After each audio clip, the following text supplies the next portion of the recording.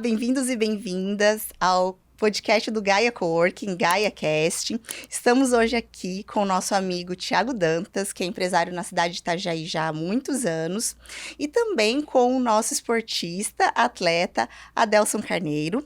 E o Dantas hoje, no nosso Repórter por um Dia, vai nos apresentar um pouquinho, do nosso convidado, Dantas. Está com você. Olá, pessoal. Eu vou literalmente ler aqui esse histórico, não diria nenhum currículo, é o histórico do nosso atleta. Bom, Adelson Carneiro Rodrigues, ele tem 63 anos, tá? Educador físico formado pela Escola de Educação Física de Andradina, São Paulo, personal trainer, preparador físico de atletas. Aos 10 anos, começou a praticar esportes, iniciando pela natação. Campeão de natação em águas abertas, 5 vezes campeão no Rio Juquiá, em um pequeno percurso de 4 quilômetros. Nadou 40 quilômetros em equipe do arquipélago de Alcatraz até São Sebastião. Nadou 70 quilômetros de Castilho, São Paulo, até Panorama, São Paulo, ao longo do Rio Paraná. Temos aqui outras conquistas também que ele teve. Ele participou de mais de 200 provas de triatlo, sendo elas em sprint, olímpico, meio Ironman e Ironman completo. Completou 3 provas de Ironman, sendo elas na Espanha, no Brasil e África do Sul.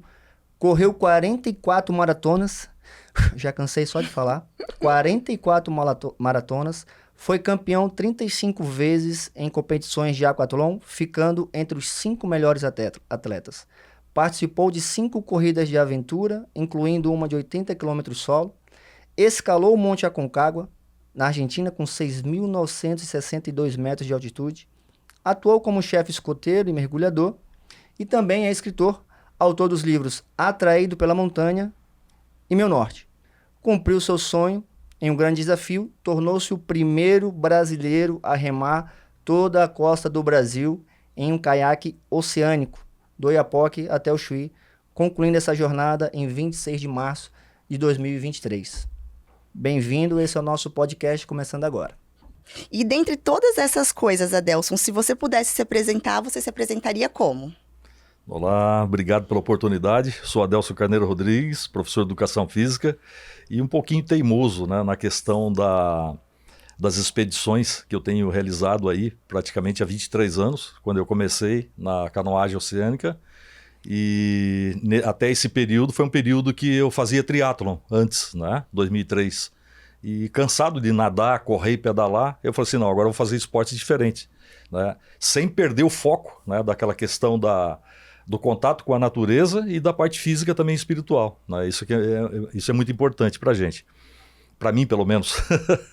E a questão é que depois disso tudo, eu comecei a escalar, comecei a fazer montanhismo, mountain bike, e entrei definitivamente na canoagem oceânica em 2003, quando eu remei pela primeira vez, da ilha de Cananéia até Caiobá, no estado do Paraná, e de volta 200 quilômetros. E eu achei aquilo fantástico. Eu achei que aquilo era realmente o que eu poderia fazer para o resto da minha vida. E é o que eu estou fazendo agora. E daí então eu me propus a remar toda a costa brasileira, do Oiapoque ao Chuí, num percurso de 8.082 quilômetros, foi realizado em 3 anos. E agora eu estou dando sequência nessa remada, saindo do Chuí até o Ushuaia, numa primeira etapa, e depois fazer toda a costa do Pacífico e terminar na Guiana Francesa, onde eu comecei a expedição, dando assim então toda a circunnavegação da América do Sul, com 24 mil quilômetros. Eu já remei 10 mil quilômetros, ainda faltam 14 mil. E é assim que eu me entendo como gente hoje, por exemplo. Mas como começou? Quando foi a primeira vez que você resolveu, como profissional de educação física, você já é há muitos anos, né? Sim. Mas Sim. efetivamente competir e fazer uns desafios assim que não são nem um pouco normais, né? Que foge completamente da rotina ou do dia a dia das pessoas. Quando que foi esse momento? Então, eu pratico esportes há 55 anos, Eu comecei a nadar com 5 anos de idade. E o local que eu comecei a nadar, não tinha piscina. Era uma cidade chamada Juquiá, no Vale do Ribeira, no estado de São Paulo, e a natação era no rio. Então foi quando a natação entrou para mim, já desde esse período, como águas abertas. Eu nunca fui nadador, por exemplo, de piscina, para disputar a Olimpíada, essas coisas. Eu sempre nadei águas abertas, ou seja, provas de 4 km, de 5, de 20, 30, 40, 50, 70. Então Isso fez parte da minha vida esportiva, todo esse período, como um desafio de busca, né? De querer conhecer os lugares e buscar desafios. Então isso para mim é o que move a minha vida hoje. Tá? Desde que você se entende por gente. Desde que por Isso já com 5, 6 aninhos de idade, 7? Sim, eu já fazia isso, E é engraçado que nesse período eu não tive apoio dos meus pais, né? E eu sempre ia para o rio nadar com os amigos, escondido do meu pai. Tá? E muitas vezes ele foi buscar no rio, né, e voltando para casa com uns tapas na orelha, né? Porque, poxa, imagina uma criança de 6, 7 anos de idade enfrentando um rio, por exemplo, né? O perigo, gente, meu Deus do céu. E tanto é que um dos meus irmãos, nessa época que me acompanhava nessas aventuras de rio, ele quase morreu afogado, e eu vi ele afundando no rio. Aí um amigo nosso que estava próximo assim, puxou ele pelo cabelo, entendeu? Essa cena é uma cena que está na minha cabeça até hoje, não sai, e é na memória, e que faz parte do processo das minhas descobertas, né? Da minha vida. Sim. E assim, na sua família, então não tem ninguém que era atleta. Você é o primeiro atleta da esse irmão família. que quase morreu afogado foi jogador de futebol. Hoje não faz mais nada. Mas, via de regra, assim, eu sou praticamente o único da família que foi para esse lado, né? O lado da educação física. E é por isso que eu continuo pobre. Os outros irmãos, o irmão meu que está morando em Campo Grande, Mato Grosso do Sul, foi pro lado da construção. Poxa, tá bem pra caramba. E assim por diante.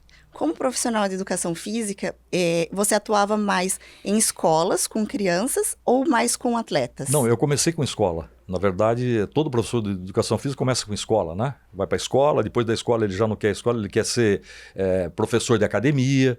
Depois da academia ele passa um período para o clube. Isso tudo já está na minha cabeça. E depois, por fim, ele vai ser diretor técnico de uma academia, como eu fui, por exemplo, da Fórmula Academia em São Paulo. Personal, e aí passei a personal e foi minha última tarefa, digamos assim, com atividade física, né? Treinando pessoas para correr maratona, para nadar, para fazer triatlon e tudo mais. Então isso praticamente minou. O teu treinamento já era voltado a essas práticas de resistência. Não era um personal trainer de musculação, hipertrofia, não. Era voltado a práticas de resistência. Sempre principalmente para atividades de outdoor, né? De atividades de aventura. Uhum. Né? O professor de educação física sempre é o professor mais querido, né? Sim, claro. Você era o professor mais querido. Exato. E eu deitava e rolava, né? Porque eu fazia deles o que eu bem queria, né? Digamos assim, entre aspas. É claro que a gente tem um respeito por todos os alunos, desde pequenininho até grande, mas foi muito engraçado que lá no Colégio SEI, lá em Campo Grande, que é o Centro de Educação Integrada, eu fui dar uma aula de educação física à noite, para substituir um sargento da Polícia Militar, que era meu amigo, e ele disse assim: Adelso, aquele pessoal do segundo colegial à noite, ninguém aguenta aquele povo, ninguém aguenta. Você vai chegar lá, você vai sofrer. Cuidado, eu falei, deixa comigo. Calma. Falei, Hércules o nome dele, nunca me esqueço. Respira. Deixa comigo que eu vou entrar lá e vou resolver a parada. E eu entrei na sala e resolvia a questão, né? Com as 2 pancadas em cima da mesa.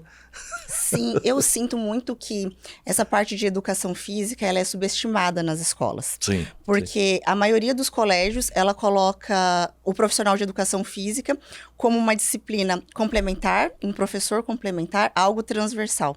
E pensando sempre no corpo. E não conseguem pensar exatamente na mente e no comportamento daquelas crianças, daquelas pessoas, né? Uhum. Então, eu vejo que a gente desperdiça muito o profissional de educação física nas escolas. Sim. Porque, uma vez por semana vai ali e faz alguma coisa. E poucos são os professores que realmente trazem essa questão de, tipo assim, disciplina, mente, exato. Né? O espírito também ali junto. Uhum. Igual você fez, né? Então, trabalhando ali, poxa, uma turma problema. Por que ela tá com problema?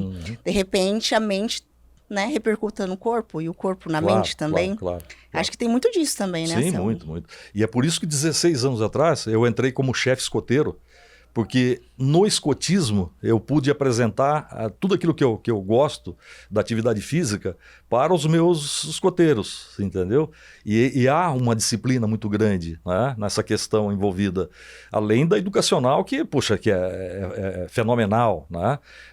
Hoje o escotismo ele é muito mais elevado que um estudo de uma escola comum qualquer. Entendeu? Por quê? Porque envolve disciplina, envolve uma série de outras coisas que respeito, a escola, né, em si hoje, principalmente no estado, né, não oferece. tá certo? É uma bagunça generalizada e dentro do escotismo não existe uma série de conduções, né, para os escoteiros que levam a pessoa a progredir e a ser alguém depois lá na frente. Entendeu? Isso é muito importante, entendeu? Anselmo, você era professor e agora você também ministra palestras, Sim. eventos, mais no mundo corporativo também, né? Como que você consegue tratar essa questão da fisiologia, do corpo, com essa questão da mente? Que você começou ali quando, né, já com as crianças e agora com os executivos, com o meio empresarial. Como que você consegue casar essas duas coisas e qual é a relação que você enxerga nesses dois aspectos? Então, é uma coisa bastante complexa, né, de falar, inclusive, mas é algo que tudo aquilo que você está vivendo, que eu estou vivendo, por exemplo, em tudo aquilo que eu estou fazendo das expedições, eu tenho como eu chegar para uma pessoa que não enxerga esse lado e mostrar para ela o quão importante é, por exemplo, você estar conectado com a natureza, conectado com a vida exterior, né? Porque essas pessoas, principalmente as pessoas que estão dentro do empreendedorismo, né, dentro das empresas, elas perdem um pouquinho a visão desse lado, né? Então isso é legal, por isso que eu mostro nas palestras essa questão da força, da persistência. Mas quando eu falo da persistência, eu não falo, gente, não é persistênciazinha, é diferente. Persistência é algo muito mais além do que isso, entendeu? E assim, de um modo geral, o que eu quero dizer é de saúde, é de percepção das coisas, né? De busca de coisas lá na frente que às vezes ela não consegue enxergar, né? E nesse meio eu consigo transmitir. Tá? Isso é muito importante, né?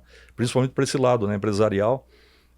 Uma das coisas que eu achei muito engraçado, no Maranhão, eu dei uma palestra para uns empresários e quando terminou a palestra, eles chegaram em mim, assim, um deles chegou em mim e falou assim, Adelso, puxa vida, cara, que luz você ter vindo para cá e ter falado tudo isso para a gente hoje aqui, porque eu já ia fechar minha empresa, entendeu? Agora não, cara, eu vou buscar, eu vou levar para frente, porque eu tentei enxergar em tudo que você falou, entendeu? A coisa lá na frente.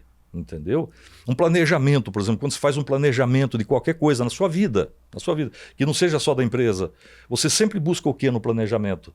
As coisas perfeitas, né? Não, tudo bonitinho, não, isso aqui vai ser aqui, ali eu vou fazer aquilo lá na frente meu produto vai sair assim e eu vou mandar para frente dessa forma. De jeito nenhum. Se você pensar desse jeito, a empresa vai falir. Você tem que pensar que quando você fazer um produto, ali na frente vai ter um obstáculo. Depois o produto sai dali, vai lá para frente, vai ter outro obstáculo. E colocar esses obstáculos, entendeu? Em pauta, para quando você chegar nesses obstáculos, você vai dizer o quê? Opa, eu já conheço isso aqui, eu já sei o que vai ser. Então eu sei solucionar os problemas quando eu chego no problema, entendeu? Eu acho que tem muita correlação, Adelso, que você falou, porque na vida empresarial é exatamente isso, né? Se fosse, digamos que, independente do mercado, né? Independente da situação em que a empresa se encontre, né? Se fosse, se você tivesse todos os recursos para fazer o que você quisesse, seria muito fácil. Então, seria muito fácil para qualquer pessoa abrir qualquer coisa, porque já teria uma receita de bolo, né? Claro. E o empreendedorismo é exatamente o que você falou. Você pode até ter a receita, mas ela nunca vai seguir aquela sequência, né? Você vai se deparar com vários obstáculos que vão te fazer pensar, vão fazer você se reinventar. Claro. E essa questão que você falou da persistência não é, às vezes, né, um empecilho pequeno. São coisas que te fazem desistir, né? São coisas que, pela razão da situação, a melhor decisão é parar. Exato. Acredito que você passou por isso, a gente vai falar sobre isso aqui, em alguns momentos onde a tua melhor opção seria, eu vou desistir. Né? Sim. Isso no empreendedorismo é diário, assim, né? Claro, Falta de recursos, gestão de pessoas, mercado, política, né? Governo, enfim. E esse sentimento que tu traz na tua história, para nós, né, que somos empresários, eu acho que ele é essencial. Realmente é o divisor de água. Daquele empresário que consegue seguir em frente, né? Ou daquele que vai parar. E às vezes para não por questões financeiras ou até obstáculos pequenos, mas por uma questão mental mesmo. Eu acho que isso que Dantas, faz a ir pra gente é frente, atleta. né? Somos atletas do mercado. Sim, quem é empresário é atleta. Exato. Eu vejo, assim, que os mesmos desafios a gente enfrenta no nosso dia a dia, assim, estafa, a ansiedade. Eu fico pensando, né? Poxa, a pessoa que vai subir ali para poder fazer uma maratona, vai subir uma montanha, vai escalar, Que vai combustível nadar. é esse, né? Gente, De onde que vem essa estresse. força para seguir, né? Imagina você estar ali para competir por medalha. A pessoa treinou um ano inteiro, às Sim. vezes 4 anos para ir para aquela Olimpíada, e naquele momento é o único momento da vida dela. Né? Esses nadadores, por exemplo, É tudo ou é nada. 1 minuto, é naquele minuto. Você treinou 10 anos por aquele minuto. Sim. Imagina a ansiedade disso, gente. É coisa incrível. Mas isso tudo é aquilo que eu falei, né? Isso tudo está dentro do seu espírito. E isso vai aflorar quando você tem a percepção das coisas no geral. Então não adianta você ser bitolado só numa coisa, né? Não, eu sou engenheiro que só executa essa coisa, só faço isso aqui. Não, ele tem que entender ao redor para ele poder executar bem aquele teu mapa, trabalho, né? o seu trabalho. Adelson, Senão não consegue. Né? E seguindo um pouco mais para a tua história, né? Para o teu desafio, para a gente falar um pouco sobre esse teu primeiro grande desafio, que foi fazer a Costa Brasileira, né? Quando surgiu essa paixão, eu poderia dizer, né? Pelo caiaque, né? A gente já falou sobre a tua trajetória profissional, né? Professor de educação física, personal, subiu a montanha também, escalador, né? Mas o caiaque, quando foi que ele entrou na tua vida e você decidiu literalmente parar tudo e tomar esse desafio como um propósito de vida, com o caiaque? Sim. Isso foi no final dos anos 2002, mais ou menos, quando, inclusive 2002 foi quando eu nadei, né, a prova de 40 quilômetros em equipe, de Alcatraz e São Sebastião, e foi um período que eu já estava, assim, bastante esgotado com relação ao triatlon, né? O triatlo exige muito, você tem que sempre fazer 2 modalidades por dia, ou nada, ou pedala e corre, é uma coisa louca. É uma vida de dedicação Sim, também. dedicação total. E que não te traz muita base, né, financeira. Esse que é o grande problema no nosso país, né? Então foi quando eu falei, não, eu preciso mudar essa situação para algo que eu me sinta feliz, que eu me sinta bem, assim, usufruindo, né, da minha saúde, né, e prazerosa. Então foi quando eu falei, poxa, eu preciso experimentar a canoagem. Né? Aí conheci um cara que mexia com canoagem e tal. Não, pô, você vai adorar, não sei o que lá e tal. E quando eu entrei dentro de um caiaque, que eu saí a remar pela primeira vez, foi exatamente onde viveu toda a minha família, meus ancestrais ali na região de Cananéia. Eu me senti parte daquilo, sabe? Foi uma coisa assim mágica. Conectado. Entendeu? Inclusive sentindo toda aquela aura maravilhosa daquela região. Vento, Falei, mar. poxa, mas peraí, cara, isso aqui é o que eu quero. Né? E saí para remar 100 quilômetros, né? Eu tinha que ir 100 e depois voltar mais 100. Nossa. E eu falei, pô, eu vou sofrer pra caramba. Que nada, aquilo foi tão prazeroso, entendeu? Isso que assim, foi na primeira pegada já foi 100 toquei km. tudo. Tranquilinho, Sim, né? tranquilinho. 3 dias de remada eu já estava em Caiobá, entendeu? Depois foi tranquilo para voltar. Depois disso voltei a fazer 350 quilômetros, que foi no mesmo percurso, incluindo Ilha do Mel e mais a ilha das Peças, ali naquela região. E sozinho também, procurando sentir o que era fazer algo sozinho. Eu preparando minha comida, eu preparando o local para dormir e tudo mais. Entendeu? Então, veio desse período, 2003, e quando entrou na minha veia, foi para valer. Eu sempre tive curiosidade de saber como são organizadas esses momentos, essas expedições e torneios. Quantas pessoas têm envolvida nesse processo do seu esporte? É só você? Ou tem uma equipe? Ou tem quem te auxilia a fazer esse momento? Como que é feito isso? Como é feita essa Revela organização? essa grande equipe agora. Você vai. Como é feita a organização da coisa? Olha, é uma coisa... Bom, no meu caso é expedição, não é competição. Né? Então tudo isso é uma busca minha pessoal. Né? E para isso tudo você tem que ter pesquisa, você tem que pesquisar para fazer as coisas. E eu levei 5 anos para pesquisar, por exemplo, toda a Costa Brasileira. E quando eu cheguei na Costa Brasileira para remar, eu já sabia cada detalhe de cada ponto, o que estava acontecendo e o que poderia acontecer, tá? Por causa dessa pesquisa antecipada. Uma previsibilidade você já tinha. Ou seja, planejamento, né? Embora de tudo que eu vi na Costa Brasileira e das pesquisas que eu fiz, eu tirei 20% só de informação. Por quê?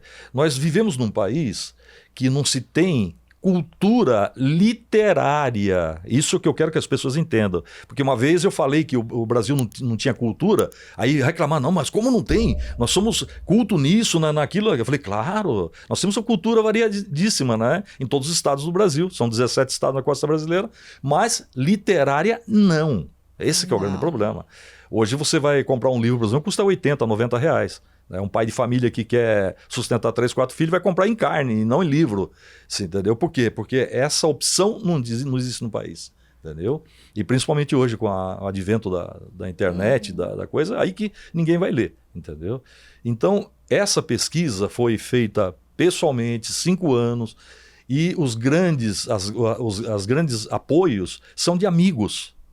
Entendeu? Sim. Não tem uma empresa que fala assim, não, eu vou comprar a tua ideia. Eu visitei 400 empresas, só para você ter uma ideia, tá certo? Uau, você conheceu a fisiologia das empresas, assim, por dentro mesmo. E tudo que eu recebi dessas empresas foi um não, entendeu? Quer dizer, eu tomei 400 não na cara logo de início, entendeu? Antes de iniciar a expedição. Agora, ao longo da costa brasileira, o que eu tive de amigos e de apoios de amigos, por exemplo, no Nordeste, eles não me deixavam pagar uma bala, eles queriam me dar tudo. Né? Eu cheguei numa pousada no Ceará, né? Que era do Dr. Jaime, e ali em Acari de Amontada, ele disse assim para mim, Adelson, eu vou te servir o melhor quarto que eu tenho aqui.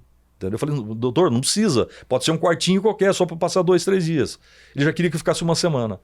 Quando eu peguei o cardápio, entendeu, da coisa para comer, eu falei, pô, escolher a comida mais simplesinha, né? Ele falou, de jeito nenhum, eu quero que você escolha a minha melhor comida aqui. Para que isso? É visão que o cara tem. E apoio que o cara tem para aquilo que você está fazendo, tá certo? Isso é ter visão das coisas e apoiar.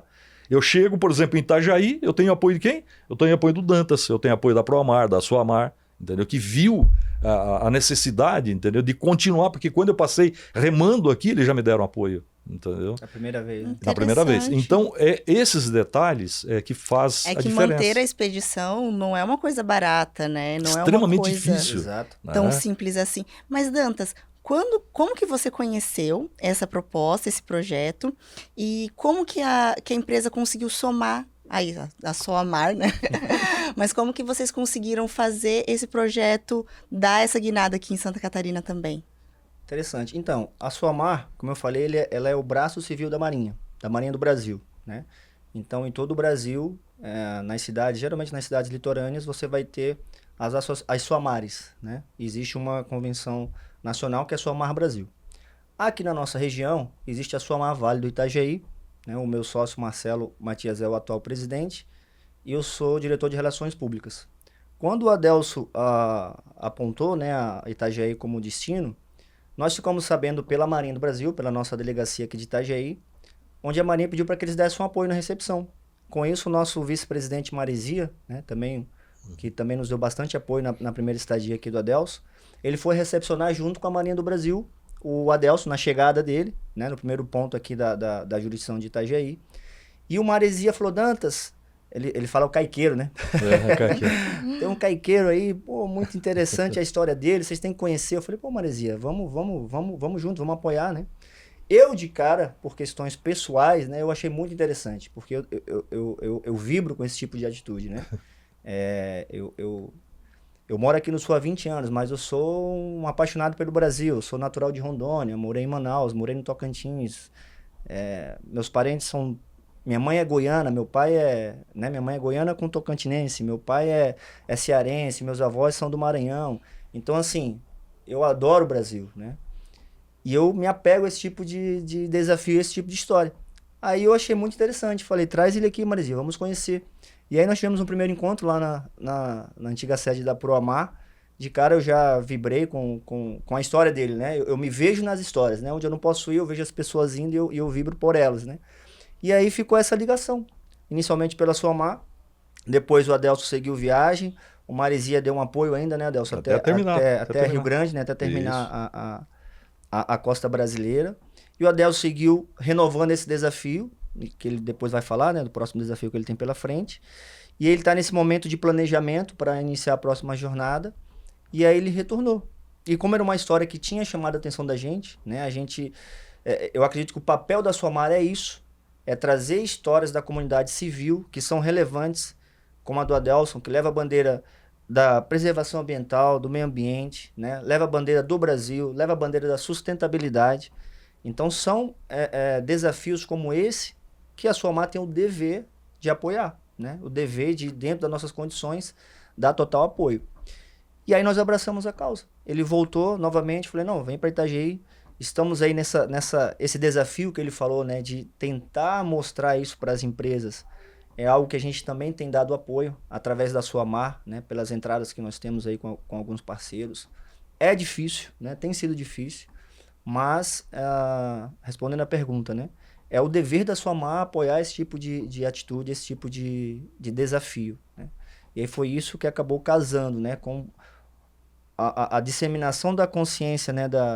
A disseminação da consciência marítima, que é o dever da Promar fazer, com o desafio que o Adelson trouxe, né? E com a história que ele já conquistou, fazendo toda a costa brasileira, mostrando as riquezas da marinha, da nossa marinha, eu poderia dizer, né?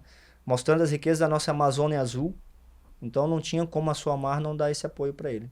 E aí estamos aqui, né? Juntos já, acho que tem 2 semanas, uma semaninha Obrigado aí, né? pelo apoio.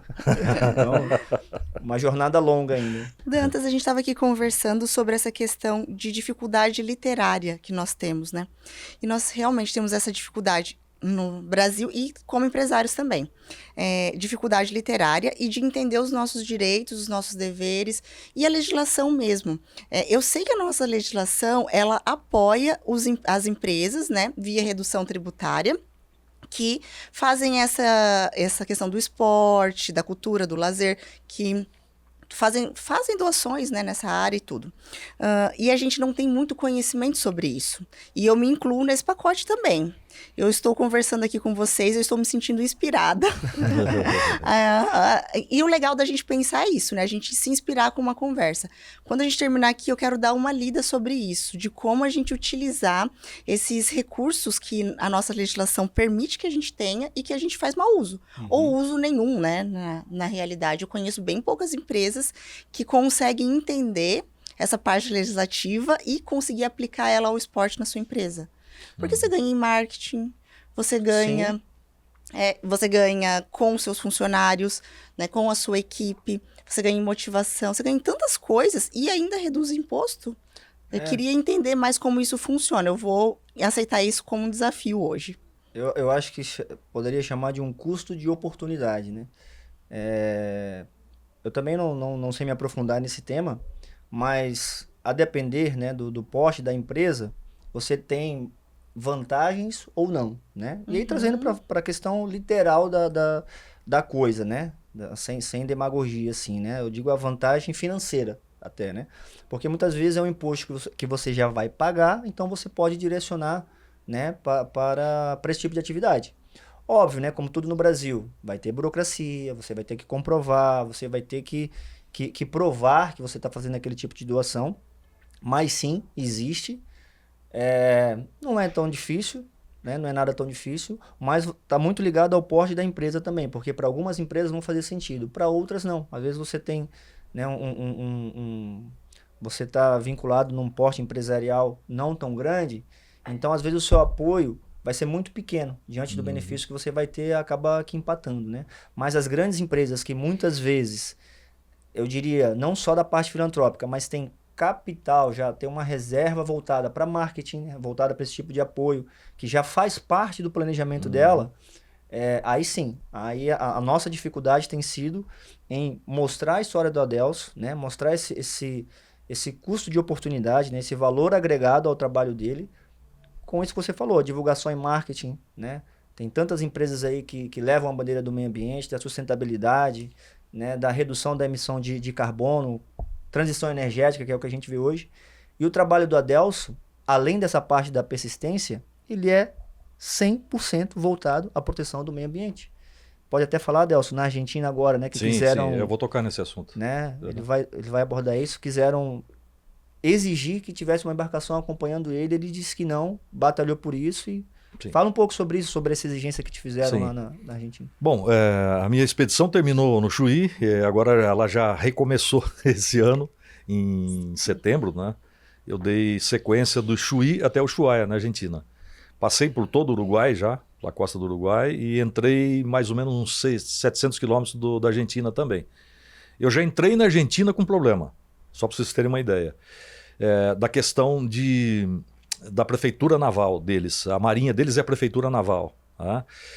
Desde do primeiro ponto que eu cheguei, que é a Ilha Martim Garcia, eles já começaram a me indagar. O que você está fazendo aqui? O que você quer aqui? Qual que é o teu objetivo?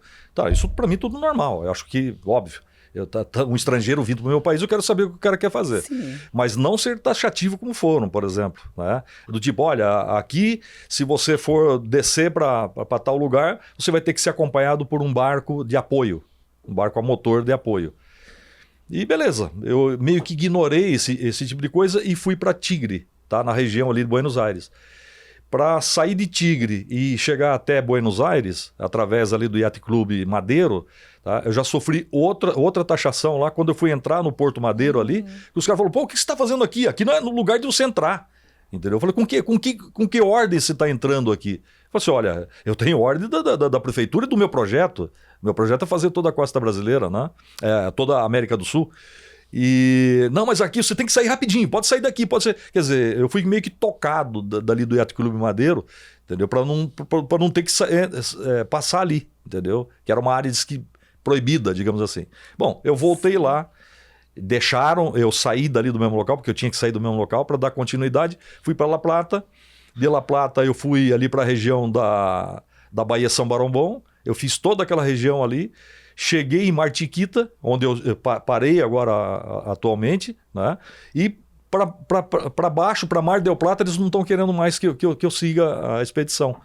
Porque diz que eu tenho que ter um barco de apoio. Aí eu cheguei para o comandante, que tinha recém-entrado, para assumir o comando, e falei, escuta, nós estamos vivendo na década do oceano, a gente está batalhando contra essa emissão do carbono na atmosfera, e vocês querem que eu vá com um barco de apoio do meu lado? Que história é essa?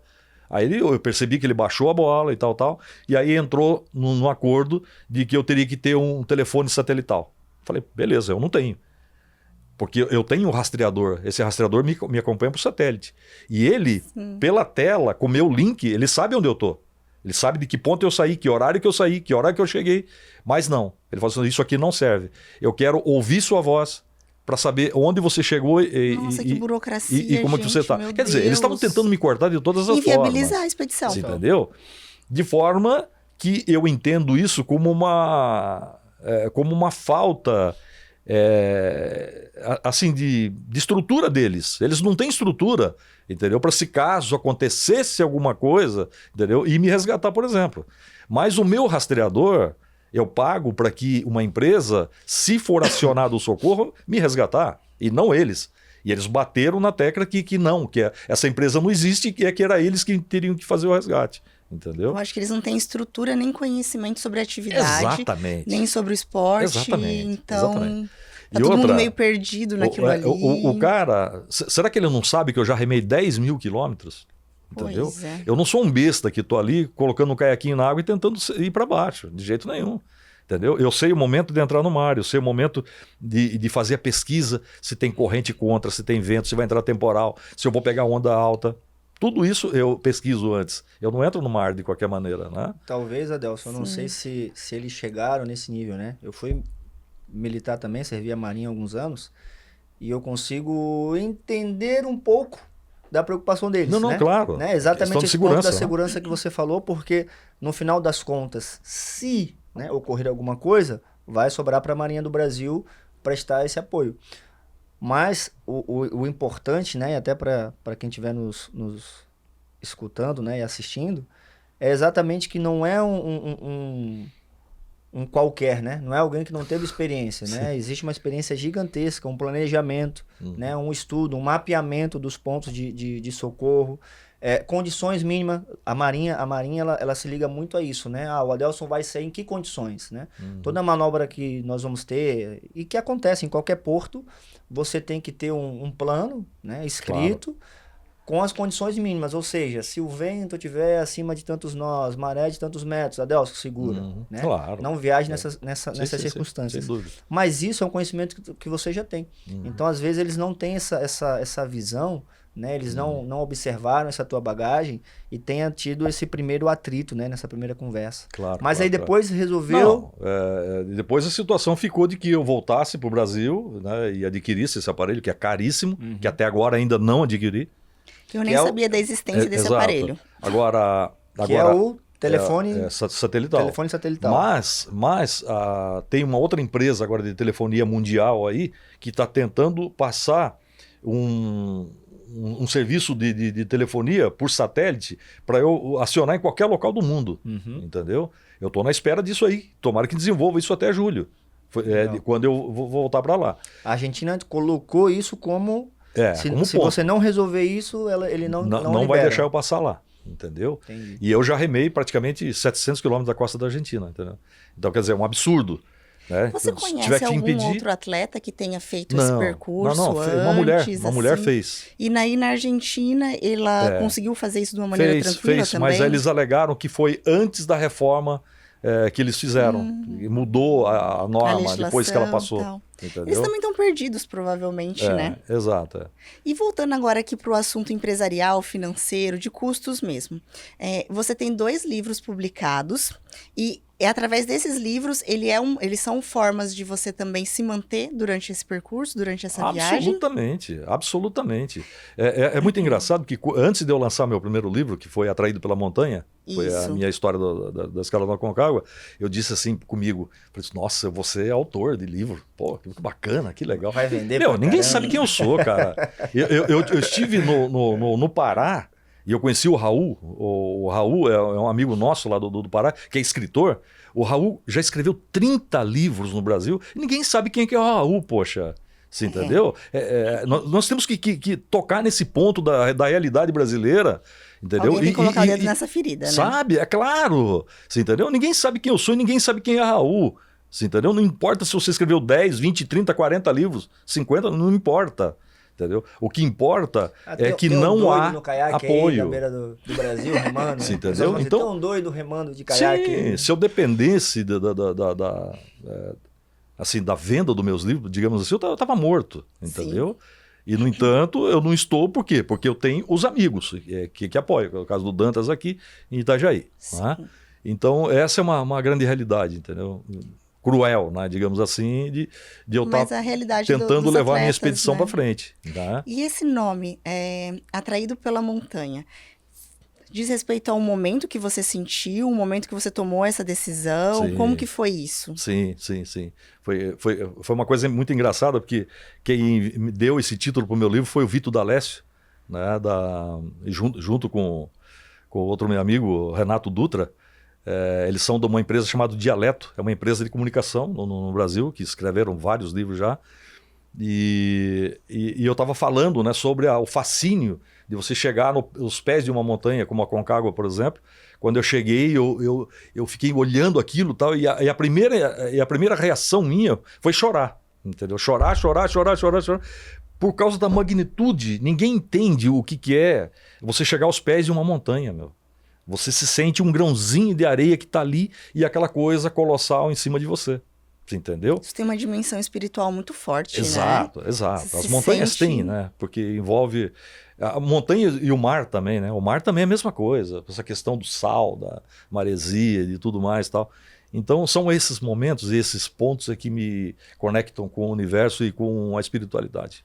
E que te incentivam a ir adiante. E seguir adiante, mesmo com tanta dificuldade. Eu consigo também sentir a mesma coisa, assim. Eu não sou uma pessoa muito de igreja ou de religiosidade, mas quando eu tô na natureza, parece que eu me sinto que, na realidade, não que eu faço parte daquilo, não que eu faça parte desse ecossistema, mas que eu sou ele. E sim, ele também tem, sabe, sim, esse sentimento de que eu sou ele também me é, que aquilo ali a gente faz, né, parte, claro. Sabe? Não é só uma parte dissociada daquilo, mas que você faz parte que aquilo faz parte de você, mais internamente. Não sei nem explicar, Exato. mas é um sentimento muito, muito estranho, né? Sim, Que sim. só quando a gente realmente vivencia aquilo Pra você que a entender. gente dá essa dimensão. Exato, exato. E você fala muito sobre isso, e se as pessoas pudessem ter esse momento, né? Como que seria, né? Um mundo onde todo mundo pudesse sentir isso que você sente. Sim, isso é capaz para todas as pessoas, mesmo aquelas que vivem nos grandes centros como São Paulo, Rio de Janeiro, ou coisa nesse sentido. Porque tudo depende da busca dessa pessoa. Né? Você pode, por exemplo, ser extremamente feliz, se conectar com a natureza, preso dentro do banheiro, sentado no vaso da privada. Certo? Tudo depende, entendeu? Do estado que o seu espírito está e o que ele está buscando. Essa que é a grande jogada. Interessante. Entendeu? Porque se você está, por exemplo, dentro de uma grande empresa, no meio de São Paulo, em plena avenida, sabe, Paulista lá, ali, por exemplo, no centro. tá no Brás, naquele Exato, correio. exato. E você parar um pouquinho, respirar e se concentrar no universo que está à sua volta, entendeu? Você vai conseguir ter essa mesma sensação. Entendeu? Você não precisa estar literalmente dentro do mar ou numa montanha, né? Então, as pessoas perderam isso. Isso faz parte da nossa ancestralidade, entendeu? Faz parte da nossa essência. E essa perda é uma grande... É um grande mal hoje, universal, do mundo inteiro hoje está assim, entendeu? Salvo algumas pessoas, claro. Essa perda que traz sabe. um grande prejuízo. Exato, exatamente. São muitas distrações, né? E aí, falando sobre essa questão de distração e dessa perda, a gente está muito conectado.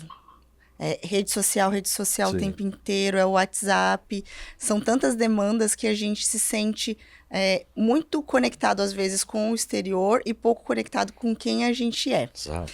E aí, quando eu li a sua história, fiquei sabendo um pouco de você, eu fiquei pensando, a primeira coisa que me veio na cabeça foi como lidar com a solitude ou com a solidão. Não, a solitude. Né? Como estar ali, você com você mesmo. Sim. Porque eu imagino que você não fique o tempo inteiro em rede social. Que você não tem esse sinal, essa... Não, eu sumo disso. Você some disso. Como é estar sozinho com você mesmo? Para mim é essencial. Para mim é uma busca muito forte interior, né? Porque quando diz assim, poxa, mas você não sente solidão? Eu falei assim, não, nunca, jamais. Como é que você vai sentir solidão, por exemplo, remando no mar do Uruguai, por exemplo? Eu passei remando do lado da baleia, o leão marinho me seguiu remando, eu remando ele atrás do meu caiaque por vários quilômetros. Aí de repente eu estou vendo ali uma tartaruga, aí de repente passou um golfinho aqui, aí de repente eu estou sentindo uma rajada de vento que bate do nordeste ou do sul no meu rosto. Aí de repente eu escutei uma onda quebrando mais forte. Isso você não está sozinho de jeito nenhum, né? Digamos, esses atrativos para dentro da minha cabeça e do meu coração é fenomenal, não é? Então, para mim, é tudo que me atrai. Agora, então, umas perguntas assim, bem over. Quanto tempo que você passou sem conversar com ninguém? O máximo de tempo que você falou assim, olha, Fiquei uma semana. Quantos dias sem falar com... No início da minha expedição, por exemplo, praticamente uma semana, né? Que foram períodos de remada praticamente no meio da floresta, né? Na parte marítima, claro, mas sem conexão praticamente com ninguém, né? E depois disso, assim, remava o dia inteirinho sem ver uma alma viva e no final daquele dia tinha um barco de pesca ancorado. Aí, eu parava no barco de pesca. Em primeiro momento os caras ficavam assim, opa, peraí, quem que é esse louco? Quem que é esse lunático, né? É engraçado que eu cheguei num barquinho que tava ancorado assim na beira da floresta e eu entrei remando bem do ladinho assim e vi um cotovelo assim na janelinha, entendeu? Aí eu tô remando, aproximando do cotovelo. Quando eu cheguei na janela assim, que eu olhei pra ele assim, ele pegou e fez assim, ó. Ele fez assim, ó. Você assustou contigo. Ele tomou um susto, entendeu? Fenomenal, né? Mas naquele primeiro momento, né? E depois eu explicando o que eu estava fazendo ali, nossa, aí é aquele acolhimento que todos nós sabemos que o brasileiro tem, né? Que só nós temos isso. Eu digo isso com orgulho, entendeu? Porque eu conheço alguns países do mundo, né? Já estive em alguns países do mundo, e aqui é coisa fenomenal. entendeu? Aí o cara te faz comida, o cara te recebe, o cara fala, não vamos deixar o caiaque na água, não, vamos colocar ele aqui para cima, porque a maré pode bater ele, não sei o que lá. Você vê a preocupação do cara, e quando você fala assim pro cara, não, eu tenho suprimento no meu caiaque, eu tenho comida aí. Você fala, não mexa aí, guarda aí que você vai poder usar lá na frente. Aí ele fazia o próprio peixe dele. E muitas vezes eu percebi que era o único peixinho que ele tinha. O que ele nem tinha, ele dava, né? Sacar? Esse é o grande problema. Eu imagino que você deva valorizar muito a presença das pessoas. Porque Sim. você passa tanto tempo sozinho, Claro. que quando você tem a oportunidade de conversar com uma pessoa, eu acho que você deve ter muita atenção plena. Sim. De realmente olhar para uma pessoa e ver ela, Claro. né?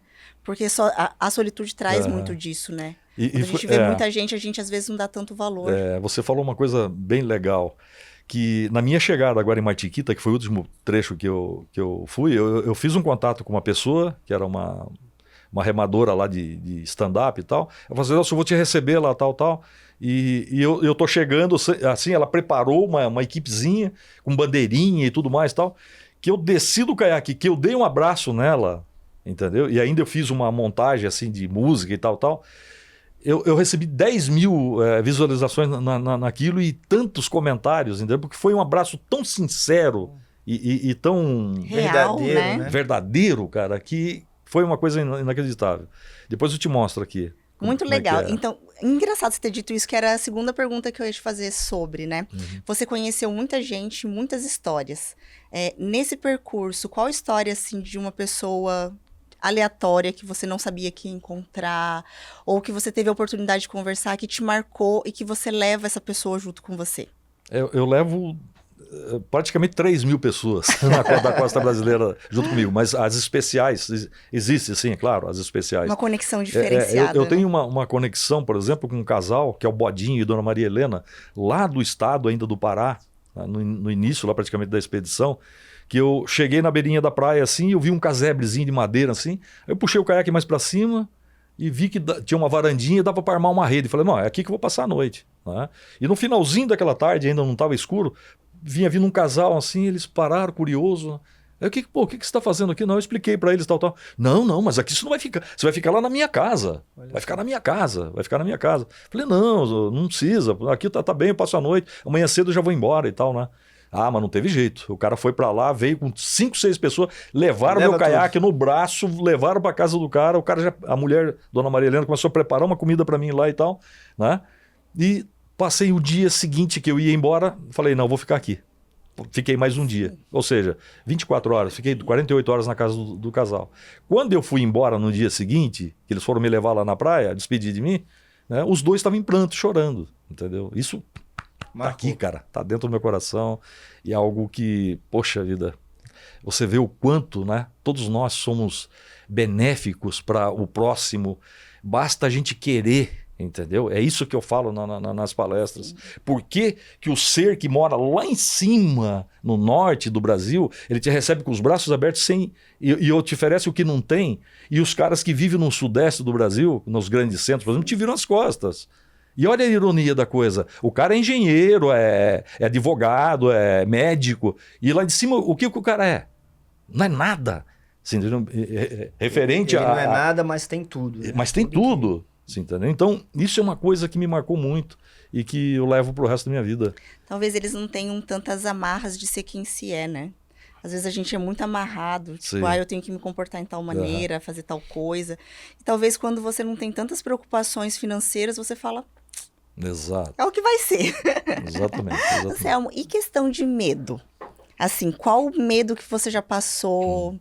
Né, nessas suas aventuras todas? Foi medo de pessoas, medo da natureza, de bichos? Porque uma vez eu tive a oportunidade de fazer, né, um breve momento. E eu fiquei com muito medo. Porque eu senti que a gente entrava, parece que a onda vinha dos dois lados e a gente ficava no meio. E eu senti muito medo de vir uma baleia, sei lá, eu não sirvo para isso. Eu tenho medo do mar, confesso. Sim. O medo ele é essencial. Né?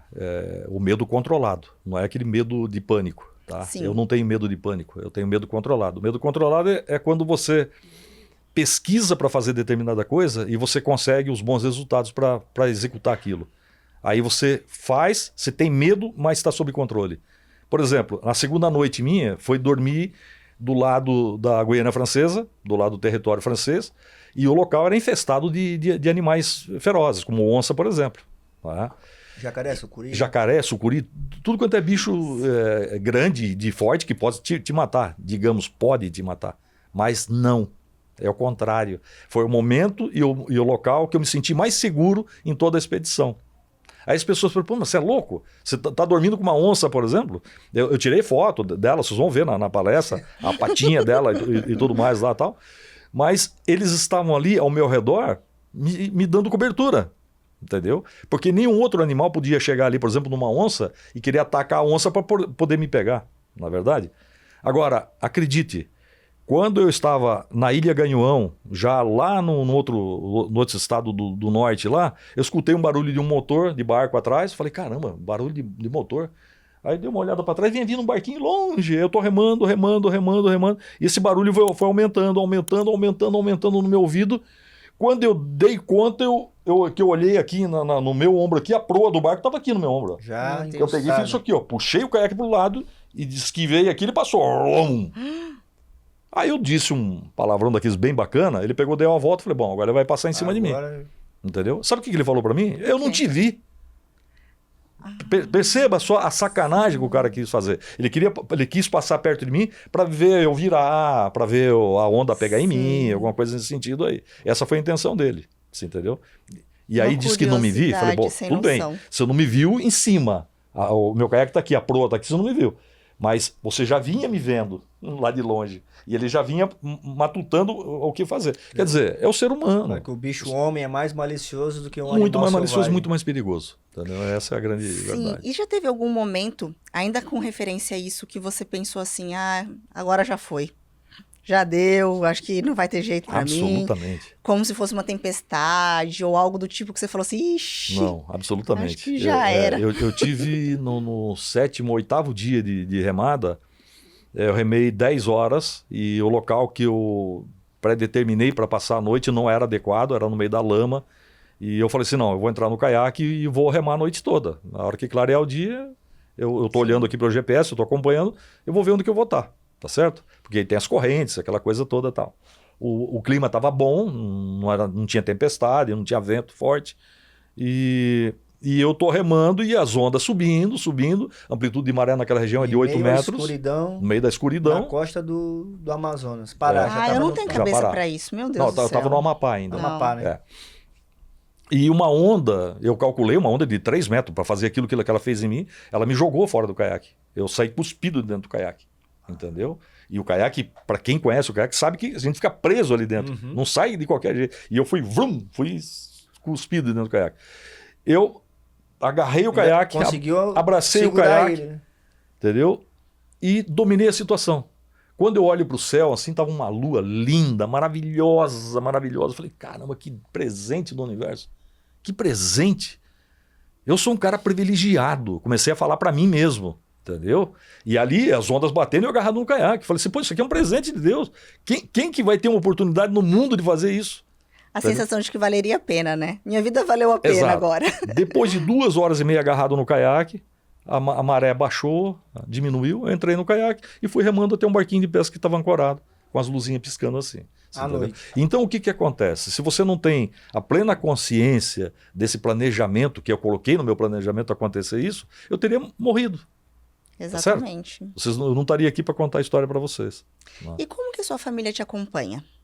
Minha família Sim. são irmãos, né? Irmão e meus 2 filhos. Como que eles fazem dois esse filhos- acompanhamento? Onde está meu pai hoje? Eu tenho um link, né? Que ele pode me acompanhar em tempo real, entendeu? Você envia para eles? Isso. É como se fosse um Google Maps? Mais ou menos isso. GPS. É um linkzinho, é um GPS, né? Por satélite, e você sabe onde eu tô. E o que se eu eles tô acham deslocando. sobre isso? O que eles acham da tua vida? O que eles dizem Eles sobre estão tudo isso? acostumados, né, comigo, porque eles viveram toda uma vida junto comigo. Eu sou o irmão mais velho e sempre fazendo esse tipo de coisa, né? Então, para eles não é novidade. Né? Para o meu filho, por exemplo, para minha filha, para eles não é novidade. Fala assim, pô, teu pai é louco, hein? Tá fazendo isso. Ah, não. Meu pai como é assim, louco? Ele é assim, já pô. são acostumados. Eu nasci com ele assim, eu vivi toda uma vida com eles assim. Entendeu? Então não tem não tem esse problema, né? E Algum é por isso que eu não deles? tenho mulher, por exemplo, né? Que Meu a mulher Deus. que poderia me chamar de louco, falar, não, esse cara pirou, ele quer ir embora e quer me deixar, alguma coisa De assim. repente, você achar uma companheira que vá junto? É difícil. É uma bagagem. Mesmo assim é difícil. Porque veja só, aí são duas cabeças. Sim. Né? Duvido que você pense com a mesma cabeça e vice-versa durante um período de 2 anos, 3 anos. Ah, com Não, certeza. tem uma hora que você vai falar assim, vai pro meio do inferno você, entendeu? Que eu vou ficar aqui. Entendeu? Eu não vou mais. Vou seguir entendeu? adiante, né? É melhor Então, eu ir. uma expedição nessa envergadura tem que ser você e você. Acabou. Por quanto tempo você já teve acompanhamento? Que você esteve ao lado de outros atletas e fazendo a expedição junto com outra pessoa, seja na questão das montanhas ou seja questão do mar. Você já fez isso acompanhado? Sim. Por quanto tempo que foi assim a sua maior companhia na jornada? Na Aconcagua, 20 dias. 20 dias. E a gente saiu de lá quase quebrando o pau. Entendeu? Então é complicado, né? Já teve É a complicado. experiência que é uma expedição Sim. solitária, né? Porque o meu melhor amigo que estava comigo na montanha, entendeu? Eu estava dentro da barraca, eu pedi para ele colocar o sombrite em cima da barraca, ele pegou, tirou da mochila e jogou dentro da barraca e falou assim, se vire. Coloca aí. Coloca aí. Coloca aí, Nossa. campanha. Tá certo? Por quê? Porque o ambiente de montanha, você perde essa questão do ar rarefeito, a consciência fica atrapalhada. Sim. E tudo mais, tal. Faz com que você sorria, que você chore, que você tenha raiva, que você, quer dizer, desencadeia uma série de coisas psíquica Mexe na e sua orgânica. Programação mental, Mexe, assim, né? mexe na placa. Na placa mãe, Sim, no disco entendeu? rígido ali da cabeça. Então é difícil. 20 dias foi bem difícil. Agora, nas remadas, eu ficava, sei lá, eu fiquei com o Armindo em Salvador, na Bahia, 10 dias, todo remando. E foi duro. Teve um dia que ele estava remando, aí de repente o que eu olho de lado assim, o caiaque dele vindo na minha direção e para cima de mim, eu falei, pô, Armindo! Entendeu? Vai passar por cima. Aí ele pegou uma onda e se desesperou e veio para cima de mim, né? E quando você está remando, quais são os maiores pensamentos quando você está assim? Eu estou tirando todas as curiosidades mesmo. Pô, eu sou canceriana e parece que a gente é canceriano, né, Dantas? A gente fica pensando, o que uma pessoa fica pensando durante tantas horas por dia, sem ouvir, sem conversar com ninguém, sem estar numa rede social? Qual que é o pensamento dominante nesse momento?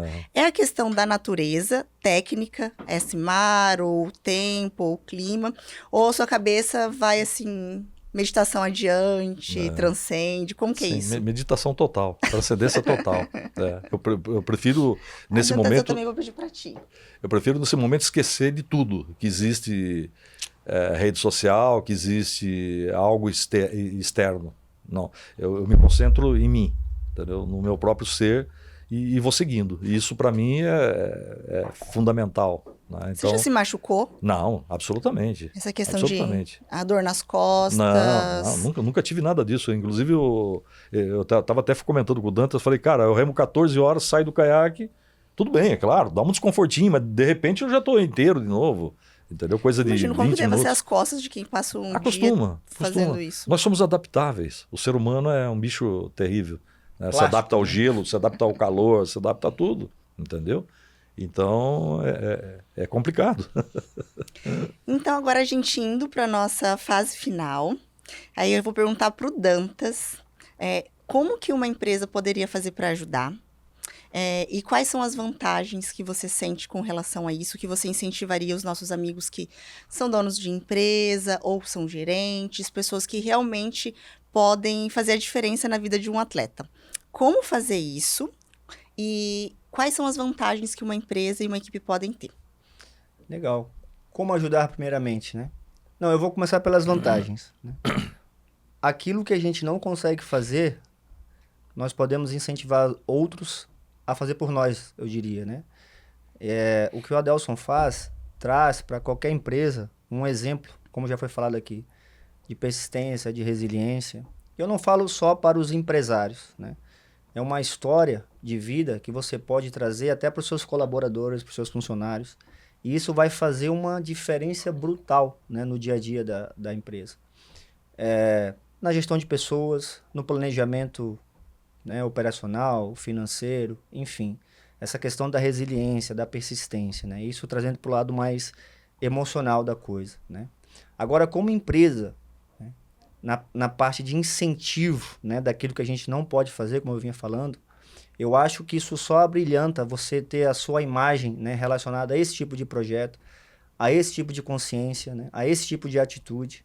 Uma pessoa para os mais íntimos, né, para quem conhece, como eu conheci, né, nesses dias, que teve a oportunidade de estar mais próximo dele, né, íntegra, né, honesta, um propósito de vida limpo, claro. Eu acho que isso tem a agregar. Essa história que ele já traz, a gente não precisa fazer de novo, porque ele já fez, né? Então essa bagagem que ele traz, né, como até poderia dizer como um marketing, né, como uma apresentação para os empresários, eu acho que faz total diferença, né? E nós temos vários amigos aí, várias empresas que nas conversas com a Deus, falo, cara, isso aqui é ideal para essa empresa aqui, isso aqui é um diferencial para essa outra empresa aqui, essa aqui leva a bandeira da sustentabilidade, essa aqui do meio ambiente, essa aqui da emissão de carbono, essas outras aqui voltadas à navegação. E mesmo assim eu sinto isso que o Adelson falou, essa resistência muitas vezes, né? Então o que eu diria para essas empresas é, confiem, acreditem no trabalho do Adelson, né? Eu tive mais próximo, né? Se não confiarem nele, confiem em mim, né? Para quem me conhece, né? Conhece um pouco do Dantas. Porque nós estamos apoiando ele aqui como sua mar, né? Como esse braço da Marinha, né? É o nosso dever, né? Eu diria quase que nossa obrigação dar esse apoio para o Adelson enquanto ele estiver aqui na região do Itajaí. Mas eu apelo aos empresários, né? Que conheçam a história do Adelson, dê a oportunidade dele falar com vocês, dele apresentar o trabalho para vocês, porque vai fazer um diferencial tremendo, tá? Vocês fazerem parte disso. A empresa de vocês vai chegar em lugares onde vocês nunca vão chegar, né? Mas através dos olhos do Adelson, vocês vão conseguir mais longe, né? Vocês vão conseguir visualização. E além de tudo, né? Está incentivando um projeto como esse, que tem tudo a ver, né? Com o nosso país e com o Brasil em si, né? Como ajudar? Como ajudar? Fica até mais a cargo do Adelson falar um pouco, mas nada mais é do que procurar ele nas redes sociais dele, ele vai dar o link no final, né? E é muito simples, o cara totalmente acessível, é só entrar em contato com ele, ou entrar em contato comigo, que a gente vai estar repassando para ele. Mas eu reforço esse apelo que a Nayara nos deu a oportunidade de fazer aqui. Pesquisem, estudem, deem a oportunidade de conhecê-lo, né? Dele falar com vocês, dele se aproximar um pouco de vocês. Eu tenho certeza que vocês não vão se arrepender em fazer parte dessa história. Adelson, e agora para a gente ir já indo para nossa reta final também. Você como professor, perguntar pro Adelson, professor, como a gente pode encontrar o nosso norte?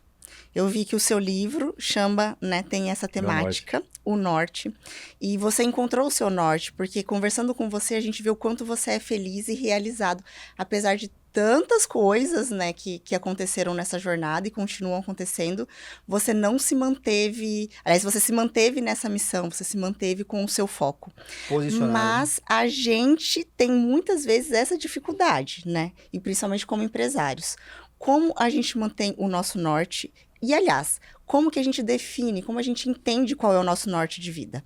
Sim, boa pergunta. Como encontrar o nosso norte? Exato.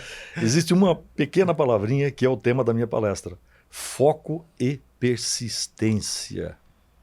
Essa é a grande chave para você seguir em frente e procurar o teu norte, e achar o teu norte.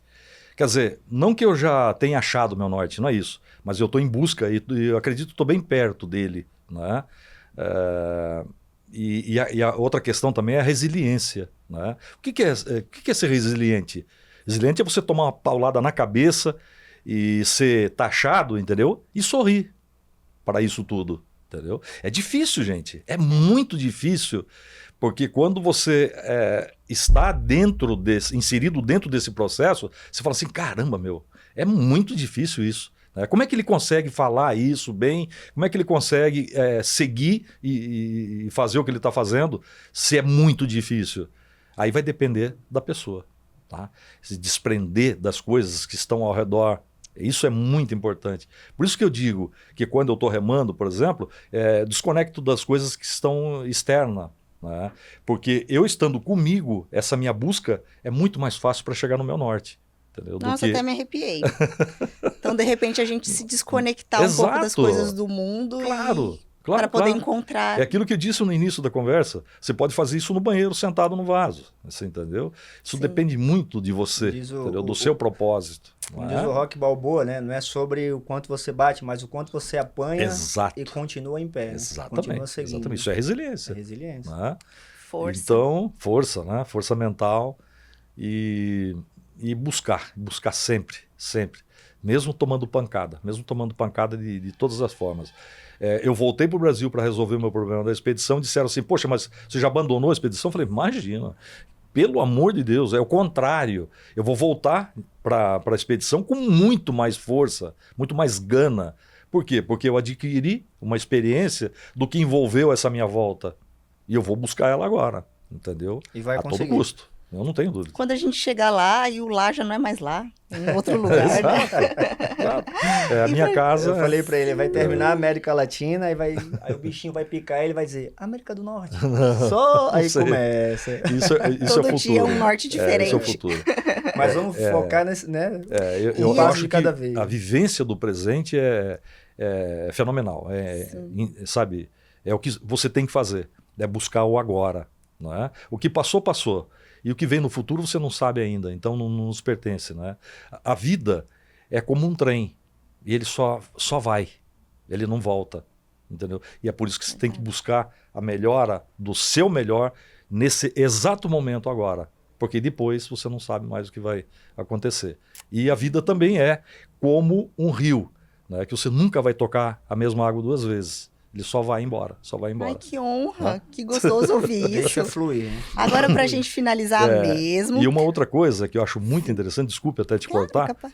é que a maioria das pessoas tem medo de errar. Esse é um grande problema.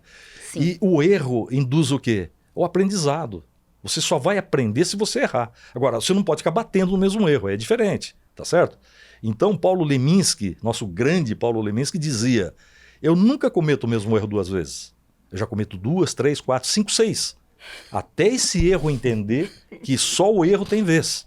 Perceba? Nossa, que profundo. Isso é muito Uau. interessante, né? Isso é muito interessante. E aí eu encerro dizendo o seguinte, dos sonhos. Né? Eu tenho meu sonho, você tem o seu, ele tem o dele, cada um tem o seu sonho. Mas o grande problema dos sonhos é que a maioria das pessoas não coloca em prática. Eu coloquei o meu em prática, sem medo de errar, tá certo? E aí vem o nosso grande autor, Paulo Autran, dizendo que o tempo enruga a pele, deixar de sonhar enruga a alma. Ai, que Encerro dizendo Sensacional, isso. sensacional. Gente, isso que eu chamo de um podcast. Sensacional. Lindo, lindo mesmo. Isso é apenas uma pitada do que nós vai vamos ser ter hoje à hoje à noite, noite. se Deus quiser. Dantas já faz o convite. Convido a todos, hoje à noite, hoje é dia 19 de fevereiro, às 19 horas, no auditório do Sindip. Teremos a grande palestra com esse homem sensacional, o Adelso Rodrigues, falando um pouco da experiência que ele teve e também da experiência de vida que ele tem. Será sensacional e eu acho que quem não for irá perder uma grande palestra. São Obrigado. todos muito bem-vindos e bem-vindas. E é isso, gente. Foi um prazer conversar com vocês. Sim, Foi prazer uma foi honra. Foi um nosso. dos podcasts que eu mais me senti inspirada e conectada. Oh, que Eu te bom. agradeço muito por isso. Imagino. E agradeço também todos vocês estarem aqui conosco. Vocês sabem que conectar pessoas e propósitos no melhor ambiente para sua empresa é a missão do Gaia Coworking. Obrigada por tudo e até a próxima.